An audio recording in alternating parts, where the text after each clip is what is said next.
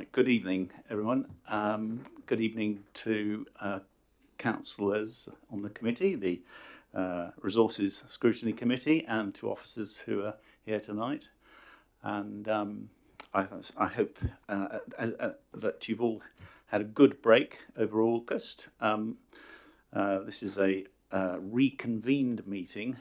We had a big agenda in July, and we got a good way through the agenda, but we were unable to complete it and do it justice. But I'm sure that we're all committed to dealing with the remainder of the agenda this evening. I need to do some of the usual formalities. So first of all, just bear with me a second.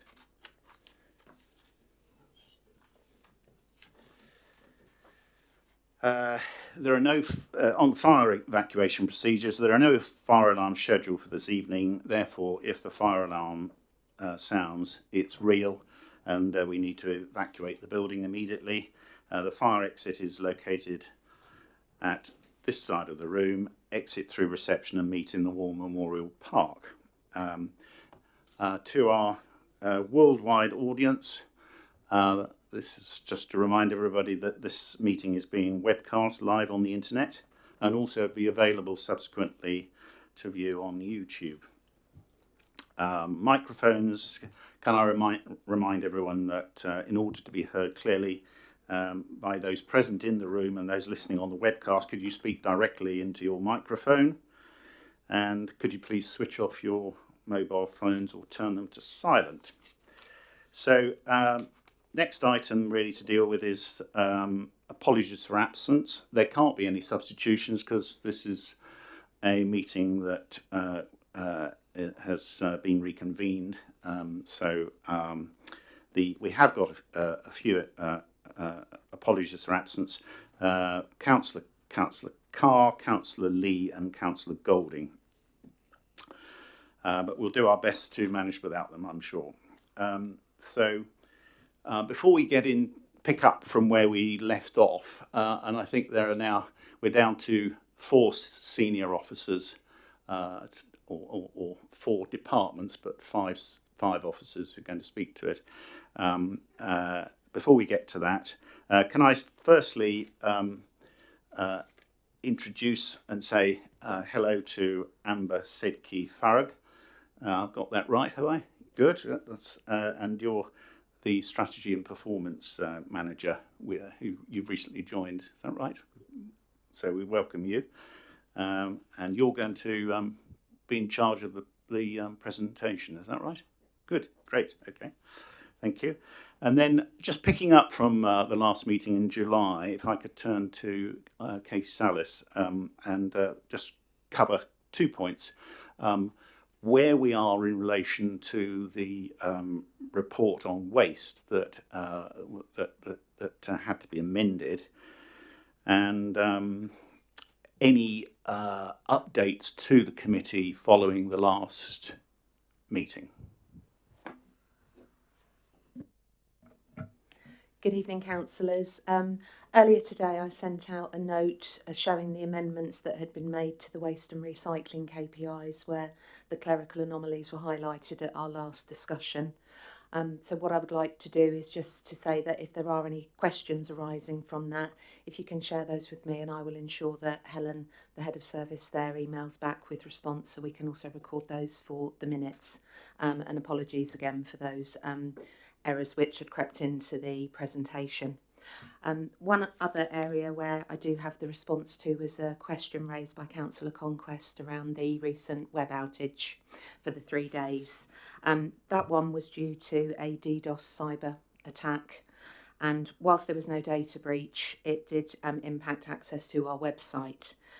So in response to that, our IT department moved the DNS server into Microsoft's Azure Cloud, and that also provides additional resilience against DDoS attacks. While we have a virtualised infrastructure with failover arrangements in place for many of our services, there is a dependency on the particular application or service architecture, and the website is one where it's an internal application. It isn't in the cloud. And so to address website availability, there is a need for us to agree as an organisation what our failover arrangements look like. And that is part of wider business continuity and outage work that I'm doing with the service. So I hope that provides some reassurance and explanation as an interim. And just to confirm that the other points that were raised by committee, when Ellie produces the minutes as part of that pack, you will get all of the responses, and we'll also collate any responses that are required this evening and anything from Helen in Waste and Recycling. So I hope that's okay for everybody. Thank you. Okay, everyone.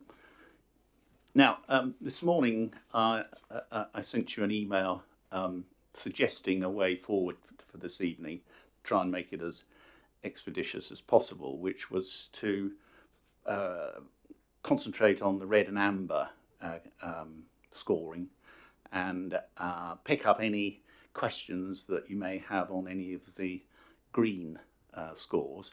Are we all happy with that way of approaching it? Okay, great. Okay, so I think then let's power on and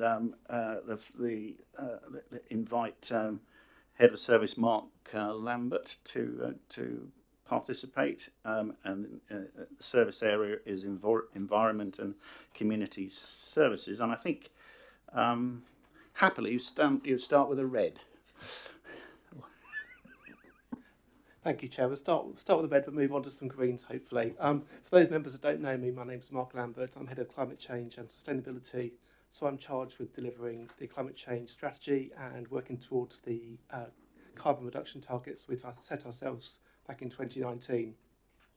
If you'd like me to talk about the red score first, this is in relation to our operational emissions as an authority.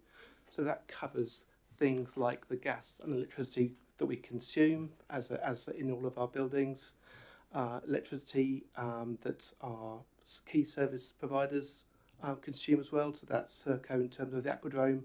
It covers things like the waste fleet as well, and the diesel consumed there, or more recently HVO fuel, and it also covers business travel and water consumption and the energy associated with that.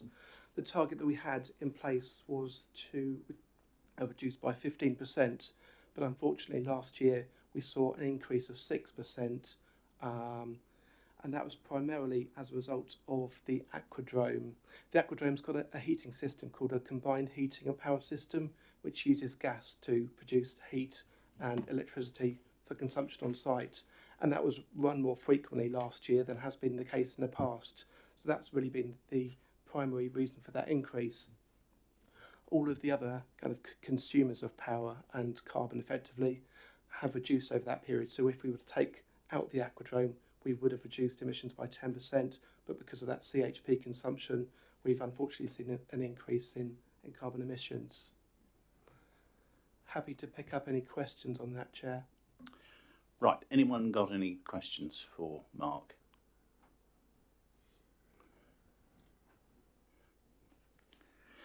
Just one from me then. What do you envisage the target being for the coming year? Well, Chair, we tend to take a report to Environment and Infrastructure Committee, which presents a comprehensive review of where we're heading for the current year and in years ahead. So that will be taken to committee in December. So at this stage, whilst we're working through the figures and the background as to where we're heading, it's a little bit tricky to give you too much detail, other than we do have plans to reduce emissions going forwards. Thank you, Mark. So if there are no questions from the committee, I think we can now move on to the next red for you, Mark, which is if you'd like to talk to that. Thank you, Chair. The next red score that we've got is in relation to borough-wide emissions. So these are the emissions produced through all the activities taking place in the borough, so the energy and gas and electricity that our residents consume, that's associated with industry, agriculture and travel and transport. The primary one there, really, the main contributor is travel and transport, so that's residents' movements, it's emissions from public transport and vehicles passing through the borough. The emissions have been on a downward trajectory since the climate change declaration was made in 2019.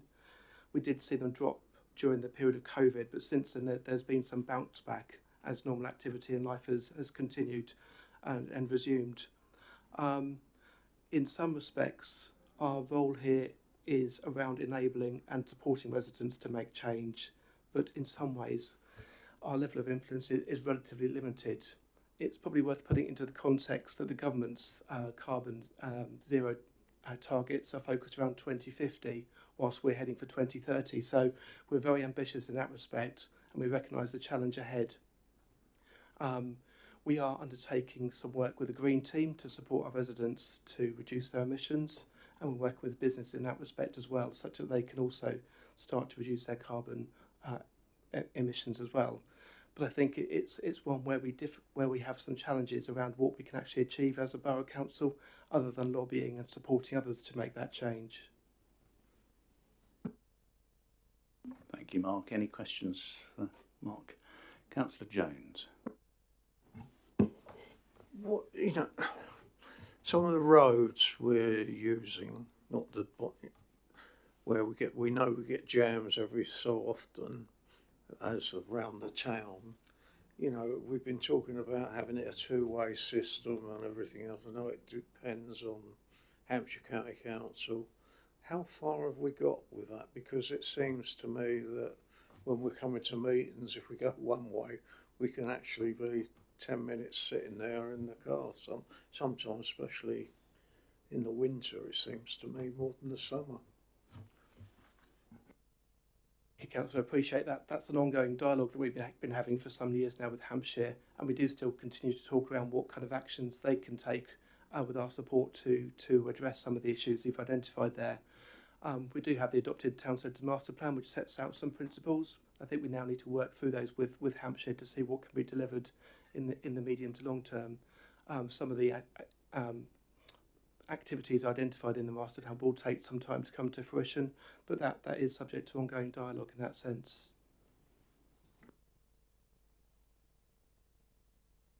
Anyone else? So one from me then. But the baseline was 2018, and it's gone down by 13%, and we all acknowledge that most of the emissions are not in our direct control. At what point do we say that this target for 2030 is not going to be deliverable? I think that's something we need to keep a close eye on, because we do recognise the challenge around that, as you rightly say. That's particularly the case given that the government's target is 2050 and Hampshire also have a target of 2050. So it's something that we're considering as officers, such that we can come to a view on where or how we get to that target, given the ambitious nature of it and our relatively limited influence in that respect. I think we should be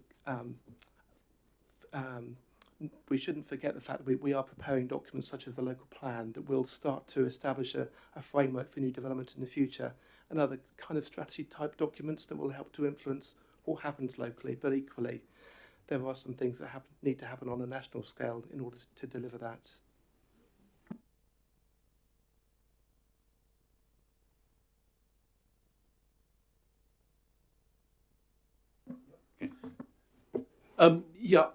Given the growth in housing that we're proposing, how exactly is this measured? Is this against the level per head, or is it the total borough thing? In which case, with our fairly aggressive housing targets, it's going to be quite tricky to achieve. The figures come from the government, and they're measured as a borough-wide figure effectively. And there is a slight lag in the figures as well, given it takes some time for the government to pull those together. So they're 2 years dated, but that's the most recent data that we hold.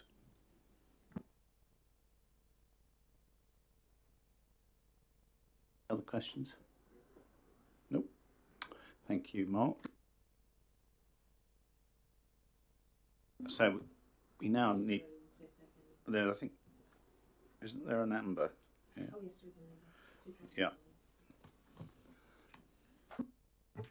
Thank you, Chair. This amber score is in relation to the establishment of a car club, And for those members that aren't familiar with a car club and how it functions, it's effectively a place where you can hire a car from a matter of hours up to a few days, and they're quite commonplace in larger urban areas. London have had them established now for probably 5 or 10 years, and they're popping up in places like Reading and Oxford, where there's less access to a car.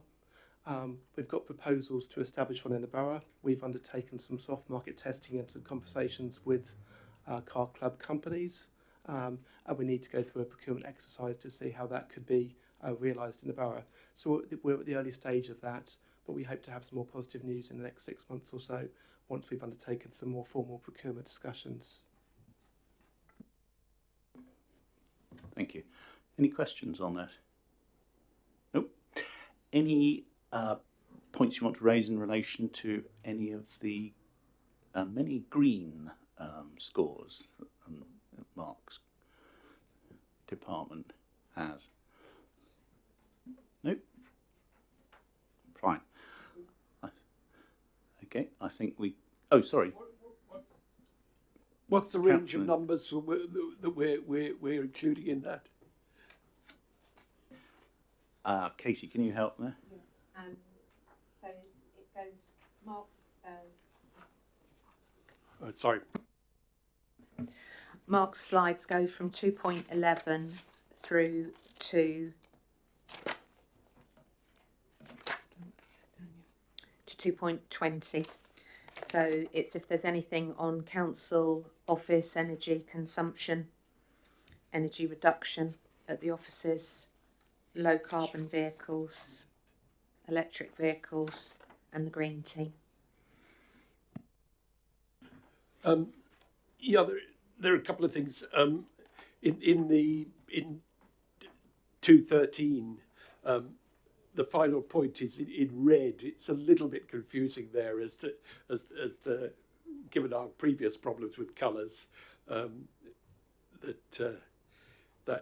makes you wonder what exactly is being said there. I don't know whether there's some easy. Okay, that's been changed to green. Okay, so that's all right. Okay, so that's what I want to think. Okay, on the 216, we're measuring the growth in charges. I think that may be a relevant one in the short term. I think, in my experience of driving an electric vehicle around the country, it's chargers that aren't working, which is a measure which would be a really useful one, I think, to ensure that they are actually all working. Yeah, so that's they are working. Sorry? How many hours they are working? Well, just that they are working at all, is what I mean. It's very annoying to drive a few miles to get to a charger only to find it's not in operation. Mm-hmm. Yeah. Okay. Okay. Right. Mark, I think you can stand down. Is that right? Yes, perfect. I'll leave Good. you to it. And thank you. I got the impression you didn't want to go. And I omitted to say, everyone, to say that we're joined again by the portfolio holder, the leader of the council. So it's good to have Councillor Harvey again present this evening. Right. Okay. Now I think we move on to economy and culture, and I think Daniel Garnier is away at the moment, so we've got Ross and Marilise who are going to take the hot seat. I think if we can start with any reds. 1.07. Yeah, 1.07.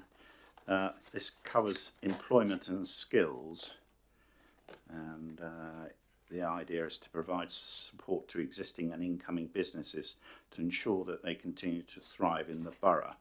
It's measured by the number of residents supported through the North Hants Employment and Skills Zone Youth Hub. Would you like to talk to that, please? Sure. Good evening, committee. My name's Ross Harvey. I'm the Arts and Culture Manager, but I also do have a remit for employment and skills. This website was first set up as a response to the pandemic. So we set it up really to try and counteract some of the unemployment levels that were quite high, sort of coming out of the pandemic. But it was only really ever designed as a temporary project. In the first year, we had 950 users to the website, but last year this fell down to 41 users.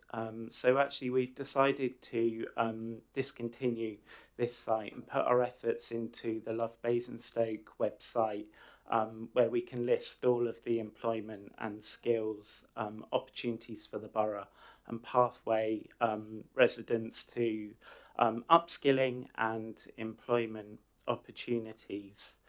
So that's why we've fallen below on the KPI.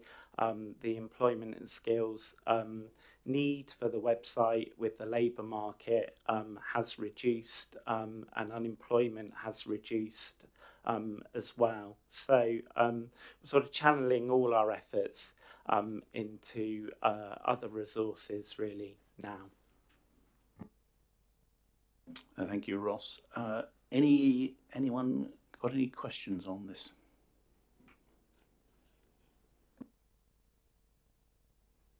Nope. Okay. So I think all the other scores are green.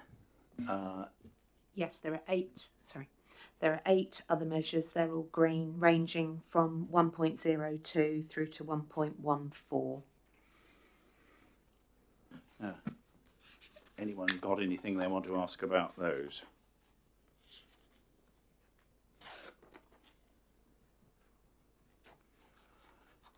Nope. So that was a brief moment of glory then. Thank you very much for attending. Thank you, committee.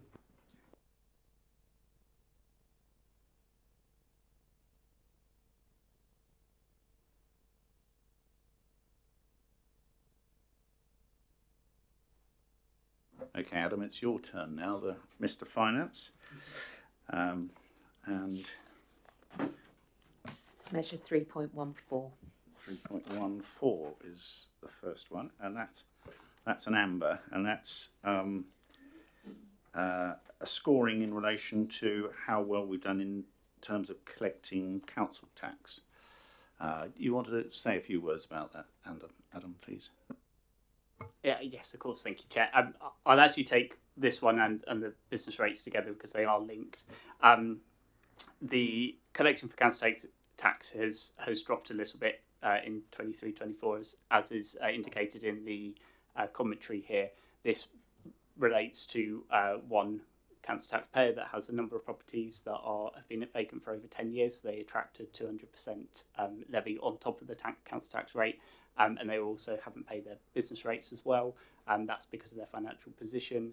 We have taken measures to try and pursue that through legal means and recovery, but because of their legal structure and the position they're in, there is nothing for us to be able to recover against in terms of assets, which would be our normal approach. So that is the main driver for the decrease here. I would also just like to add for council tax, the figures quoted here from Oflog are a little bit out of date. There have now been published data for 23-24 in past couple of weeks for the whole country. So the collection rate for context for across England was 95.9, so ours was 97.94, so above that. And for all districts, it was 97.2%. So we are again above average on council tax. And there is also a national trend as well to see a decrease both in council tax collection rates, which has dropped. So the district figure has dropped about 0.5% since pre-COVID times, so 1920 to the current date. So there has been a trend on that, whereas our KPI has kept quite high because historically we have been very successful. I'd like to just reassure the committee that we do pursue debts where we can and work with residents and businesses where they're struggling, to understand that and offer obviously the support they need. But there are obviously a number that are willfully sort of refusing to pay, and we will pursue that through court action, and has resulted in suspended sentences, and one person has been to prison for failure to pay council tax last year as well. So it's taken seriously by courts, and we do pursue the debt to make sure it's collected. because it's not just collected on our behalf, it's obviously collected on behalf of Hampshire County Council, the police, the fire, and in the case of business rates for central government as well. So that was all I was going to say on council tax, and for business rates again, similar picture. Our rate is 98.84%, and we had a target of 99.2, which is quite challenging. The equivalent figures for the national picture, so for England, were 97.2, and for districts was 97.8. So even though we have seen a drop and are below, we are again still above average quite significantly for collection of council of business rates. And if this one payer had paid our rates, we would have been over the target. I'm not going to say who it is because I don't think it's appropriate in an open forum, but hopefully that gives you sufficient background. But I'm happy to take any other questions you have. Okay, any questions for Adam? No? But broadly speaking, in terms of reassuring our residents, this council continues to achieve high collection rates relative to a lot of other councils, and so well done for that. So even though these are amber scores, ambitious target, yes. Okay, fine. Right. Has anyone got any questions for Adam in relation to any of the KPIs where there's a green score?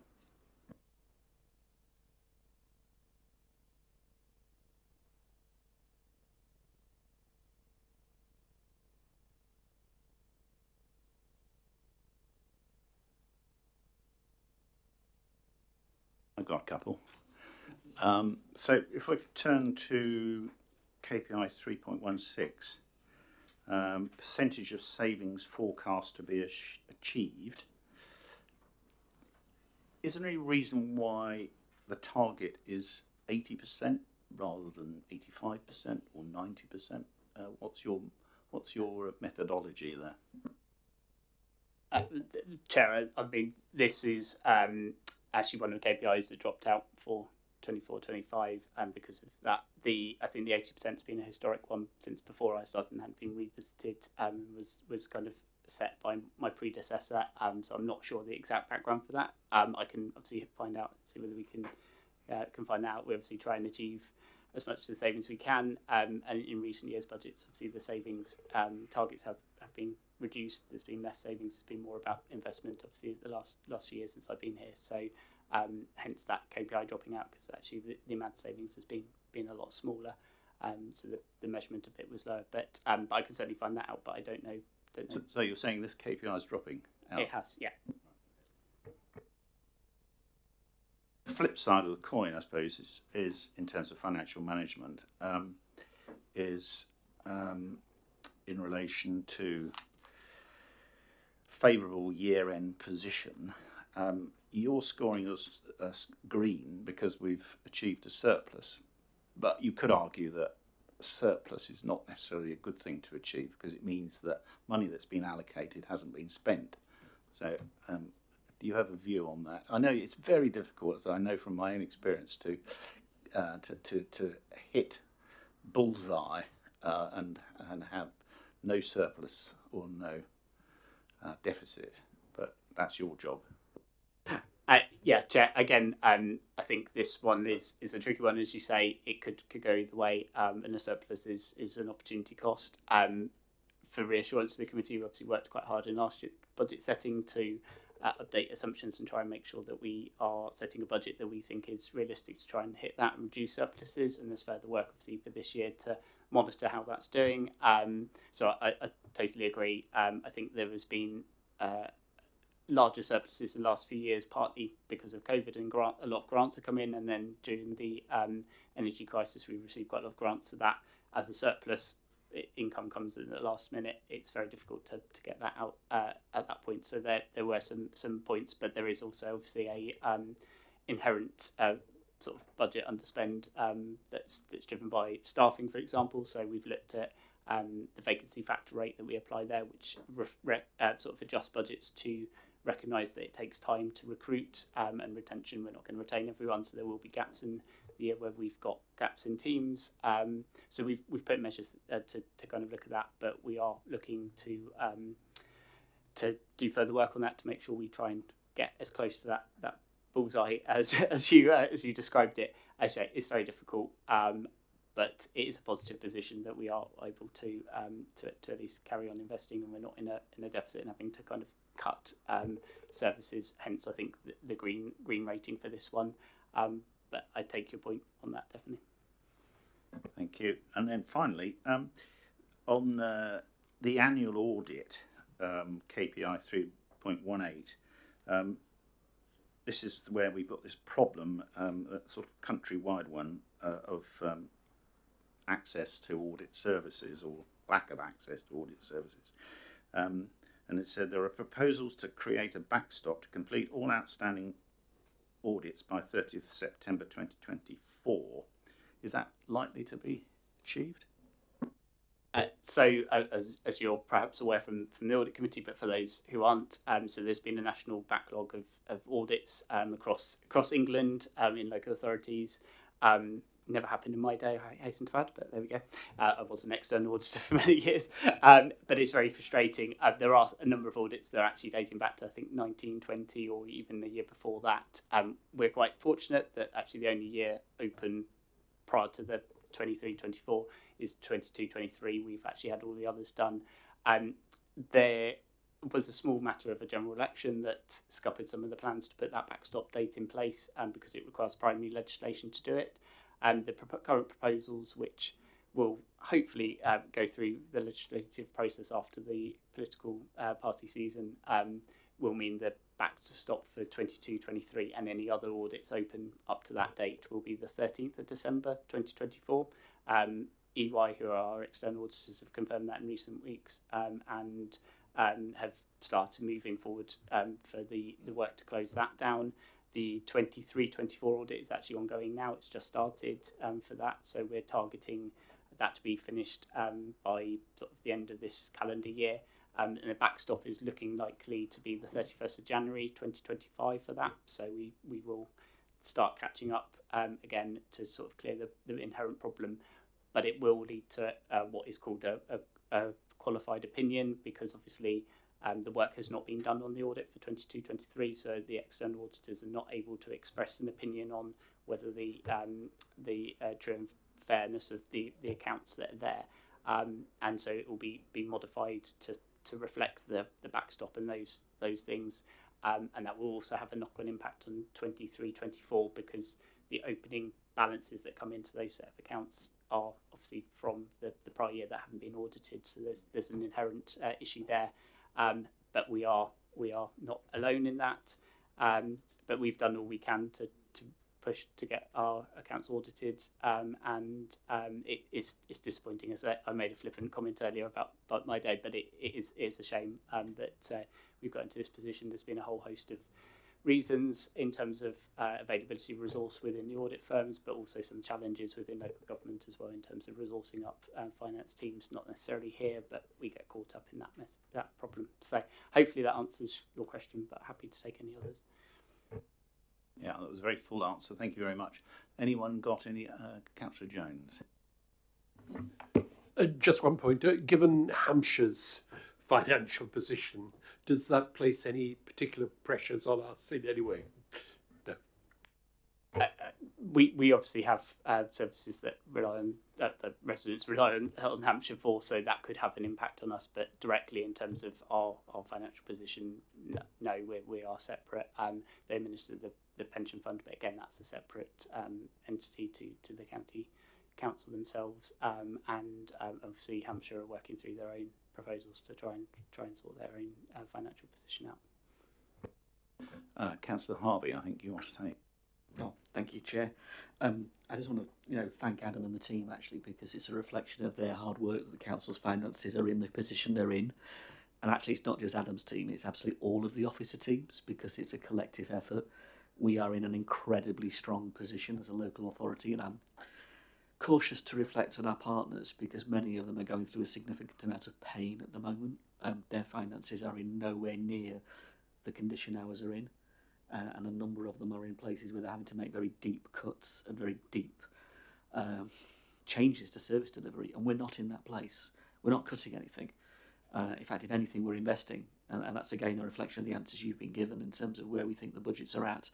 So we've inherited a strong position. We're going to keep the strong position going forward. That's our intention. But it's all the hard work that goes on behind the scenes that many residents don't see amongst the officer team to keep it that way. And I would just add that, you know, other councils like Hampshire are in a difficult place. They are going to be making some incredibly difficult decisions in the future, and that will impact on our residents. And it's not always distinguishable between the borough council and the county. People just normally say the council. So I think it's important that we just make sure that everyone knows the work that we're doing and support where we can our county partners, but not necessarily take on the responsibilities that unfortunately they may be cutting back on, because we can't. We're a borough council and they're the county council. But I just underline the position of how strong the borough's finances actually are. So you're generally happy with the 14 years inheritance then from the Conservative administration in Basingstoke? Do you know, you did leave some holes, John. You did, but they weren't big holes, and those holes have been filled, in all honesty. And to be fair, if I was saying anything about Basingstoke, and you'll agree with this, I'd probably say it's the best past 40 years of the way this council's handled its finances since the London overspill, because we were given that nest egg, and we've looked after it for all those years. It doesn't matter who's in power. It matters that we all look after it, and we do, and many other authorities are not in our position. We might be asset rich, not necessarily cash rich either. Cash flow is important in terms of keeping the services going and avoiding having to make any cuts whatsoever. It's an ongoing battle, isn't it, in local government? It is, but I think we agree that it's been generally financially a well-run council, and long may it continue. Yes. Kate. Thank you, Chair. I just wanted to, as Adam happened to mention it, sorry, on 3.17, the vacancies. I do accept it is difficult, but I just want to make sure that vacancies are filled as promptly as possible, because we're missing out on handovers, and with that goes a load of experience. I appreciate that's probably not your remit, but if somebody could come back to us as to if there's anything else that can be done to speed that up, that we get the recruitment process kicked in or shortened, I would really appreciate hearing a bit more about that. Thank you.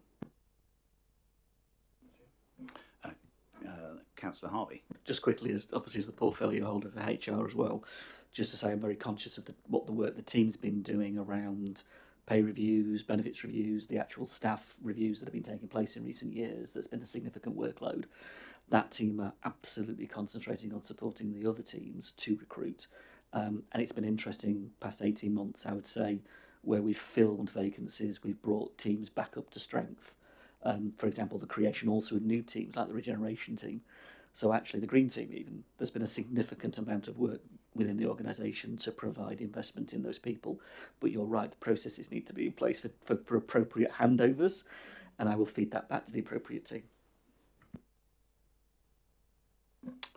Okay, I think we're probably done with you, Adam, now. So thank you very much.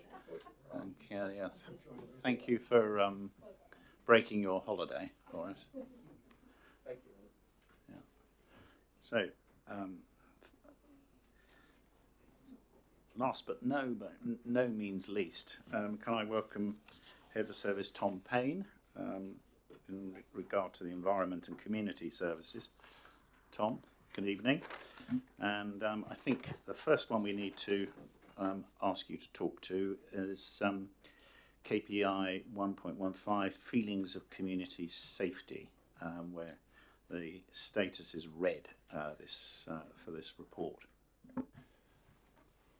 Thank you, Chair, and good evening, councillors. So KPI 115 is around surveys that we carry out after our community safety patrol officers have carried out work to respond to antisocial behaviour issues in neighbourhoods.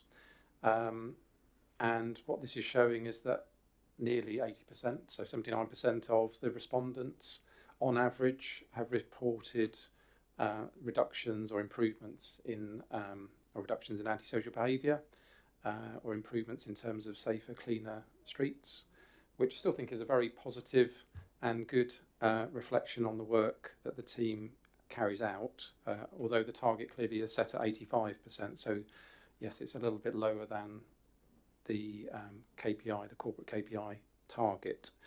I think if I link this to KPI 1.18, there's a linkage between the two, whereby that one is reflecting on the overall level of antisocial behaviour in the borough, which fell by 19% in 23-24 compared to the year before. So overall, I think there was a very positive reduction in the level of reported antisocial behaviour in the borough last year. And I think, whilst we didn't meet the target of 85%, I think it still reflects very positively on the work that was carried out by our community safety patrol team. But I'm happy to take any questions you have. Thank you, Mark. Any questions for Tom? Yeah, I'll just... Councillor Jones.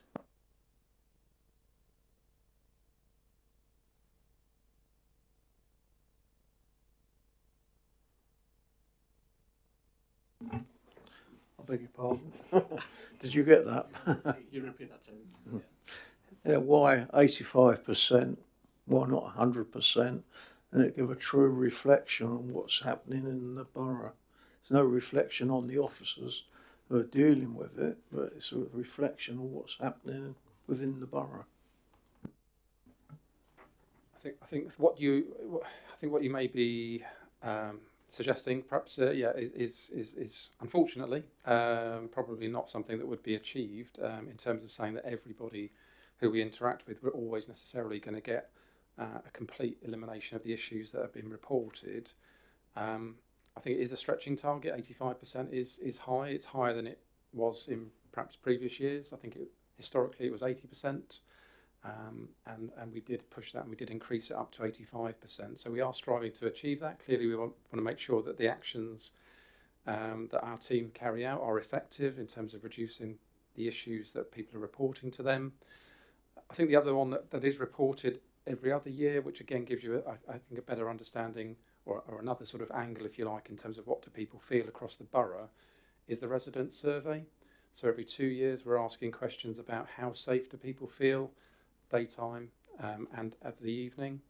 And if I reflect back to the 2022 survey, again, it was very, very positive. I think if I look, I haven't got the figures to hand, but if I recall correctly, I think the figures were very positive in the borough in terms of people's feelings of safety in the day and in the evening, which is hugely important to us. Obviously, the resident survey is being carried out this year, so we'll have some more data later this year to show what residents are feeling now, which will be really interesting.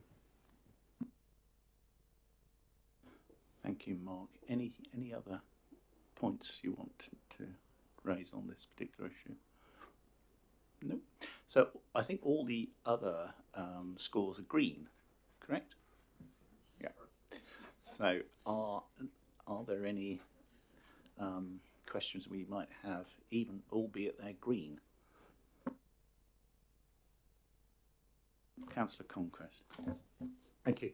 On 1.18, it's a minor thing, but are the bars the wrong way around?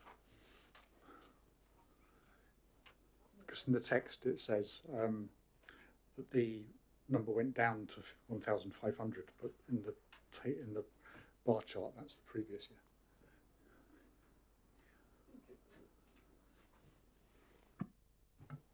I think it's correct. I think it's what it's showing is the blue column is 22, 23 effectively. I know it's not marked as that, but it's saying what's the previous financial year. So I think that's the 22, 23, and the green column is 23, 24. So it's showing the reduction. So last year, 23, 24, there were a total of 1,537 incidents of antisocial behaviour. Does that help? Am I? Okay, I'll take your word for it. Okay. Anything else from anyone? I've got a few. Tom, KPI 1.19 emergency response plan, and so we've awarded ourselves a green because we've updated the council's emergency response plan. With that plan, is that something that's done entirely internally, or do we sense check the plan externally? So we have we have a service level agreement in place with Hampshire County Council emergency planning team who act on behalf of the majority of local district councils across Hampshire to support our work in emergency planning.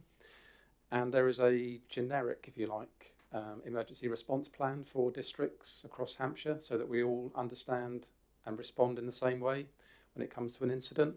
So there's a lot of the plan that is common, and is updated centrally, if you like, by conversations with colleagues at Hampshire County Council. So that's an ongoing iterative process.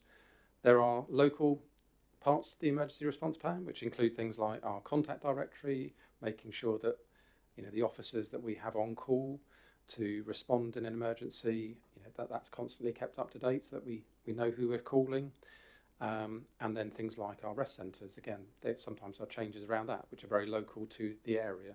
So we take control of the contact directory, rest centres, making sure that information is up to date and current.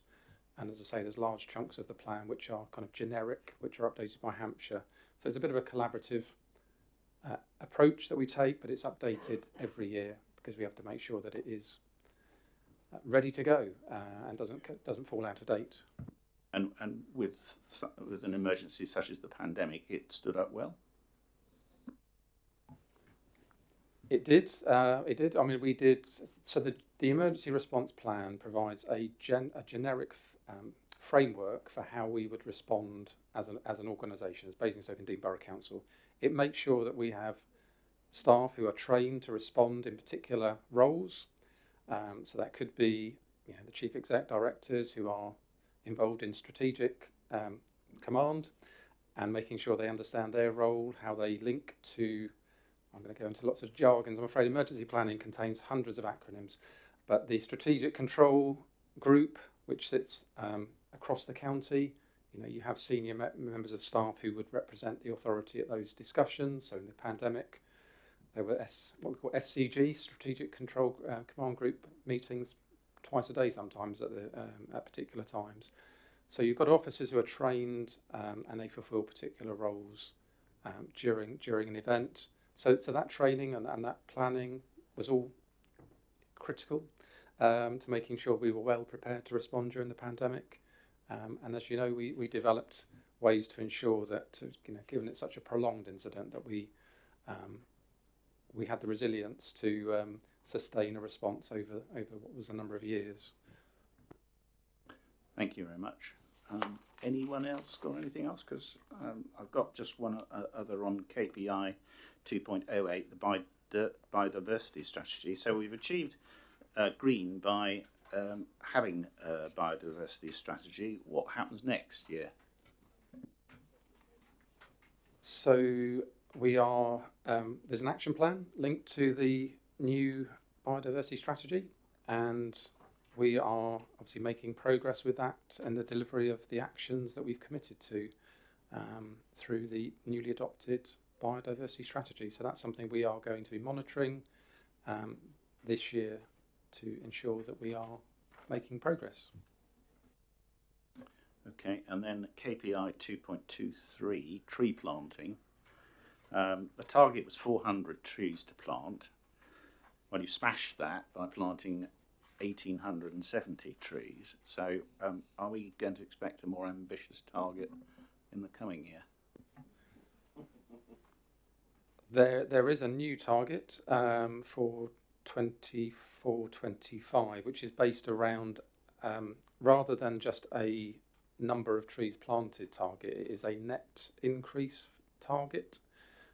So we are reflecting on, because obviously we have to fell a number of trees during the year simply because they may be unsafe or be causing significant amenity issues in particular areas. So what we are focusing on this year is making sure we deliver a net increase in tree planting. and we'll be reporting on that during this year. Good. In fact, I think we might hear it at the next meeting in November. So I think now, unless there's anything further anyone wants to raise, Councillor Jones. This is more a wish than any of the present KPIs. When we get planning applications, they often commit to deliver an increase in biodiversity or whatever. Do we ever monitor that they actually achieve that and deliver that? That is a really good question. I wish I had one of my ecology colleagues here to explain a lot more of the detail of it. Obviously, the new biodiversity net increase requirements, we've had requirements in our local plan, in our SPD documents for a number of years. I think we've been ahead of the curve, and in terms of the requirements nationally to have 10% biodiversity net gain. So it is something we've got a lot of experience of, and it is something we do monitor, particularly on the sites where it's larger sites, or where we've got particular concerns given the nature of the site and some of the importance of biodiversity on particular sites. So it is something we do monitor, and we are looking at very closely, particularly with the new requirements. How do we get developers to monitor that ongoing? Because you don't just see you have to see improvements over a number of years, don't you, to actually make sure that it's actually being delivered and coming to fruition. So we're very alive to the need to ensure that developers do meet their obligations. Anything more? Well, I think therefore we can say that we've concluded this item agenda. I'm pleased to say the quarter four performance indicator review. Thank all the officers for their attendance and the portfolio holder. So I think next item, final item on the agenda is review of the work programme, isn't it? And the next meeting we have in the diary is the 19th of November, and again, pretty full, but agenda. It's the draft proposals for the 25-26 budget and revised medium-term financial strategy to 2028/29, the council plan, and both Q1 and Q2 key performance indicators again. So we're going to have to review with our officer colleagues in democratic services how we're going to be able to get our way through that and do our job properly, but in the process try and avoid an adjournment. But I'm sure we'll get there. It's been suggested to me that I ask if anyone's got any suggestions for any further topics, not for the 19th of November though. So has anyone got anything they would like us to look at as a committee?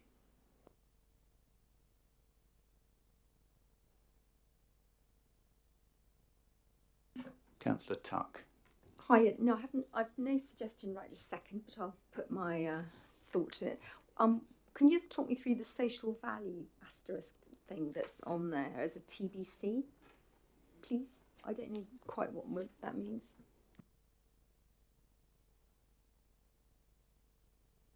So that was a suggestion that came out of a previous chair's meeting, but I think Councillor Tustain was going to put forward a topic suggestion form on that. So we don't have any information at the moment, but we should do. Okay, well, there's no rush on this because clearly we've got a very full agenda for the 19th of November, and so I'm sure we'll find things to do when we meet again in 2025 on the 21st of January. So it just leaves me to thank everyone for their contributions this evening and thank officers, and we can close the meeting. Okay, thank you.